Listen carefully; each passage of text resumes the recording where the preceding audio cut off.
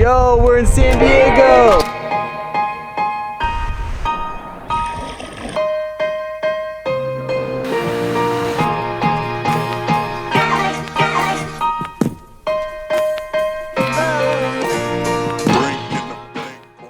My name is Nick Gamp, and I took my adventures out of the mountains to San Diego, California. This place is incredible. So we started this trip off with a sunrise at Sunset Cliffs. It's right in between Ocean Beach and Point Loma. There's parking all along the Sunset Cliff natural area. I know it's kind of opposite that we got sunrise at a sunset area, but that's just what we wanted to do. We wanted to catch the low tide to get into the Sea Cape area, but we quickly found out that even though it was a zero tide, it needs to be at a -1, because even at zero tide, the water was still smashing against the cliffs, and it probably wasn't the safest idea to go down there, so we didn't. So the Sunset Cliffs area has about a 1 to 2 mile trail. It's all kind of self-guided, so you can kind of stop at one area, walk out onto the cliffside, but be careful because the cliffs are sandstone, so they're a little fragile. So I ended up having car problems after that, so I wasn't able to venture the rest of the day, but we got it figured out, so I was able to catch sunrise the next day at Torrey Pines State Reserve. This spot is really awesome.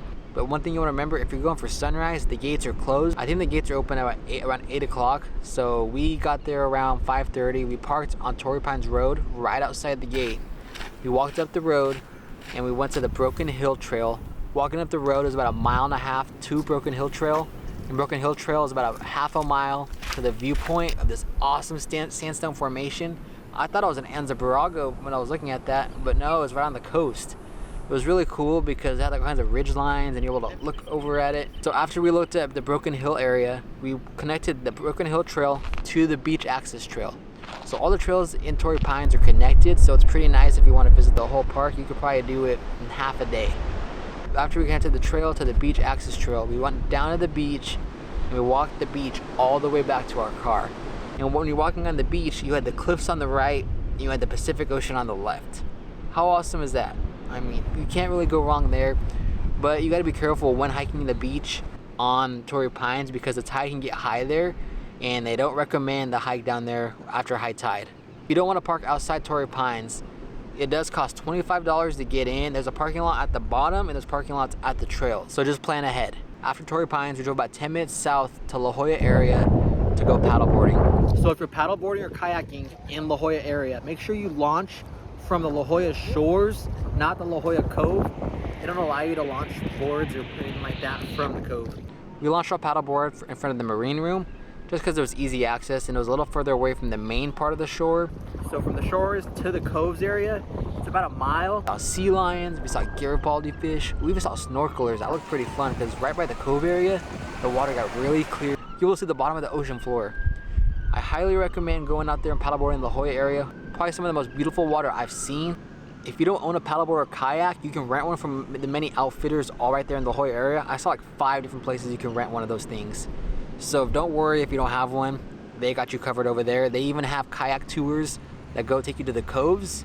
So if you're interested in that, it sounds cool. So it was 4th of July weekend when we were here, so we ended up catching the fireworks. So our adventures picked up the next morning at Mount Soledad. Mount Soledad is a crazy place with 360 views. The gates there don't open until 7 o'clock, so we parked right outside the gates.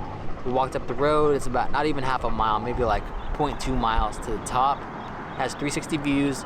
There's a couple paths that give you views of the different areas of San Diego.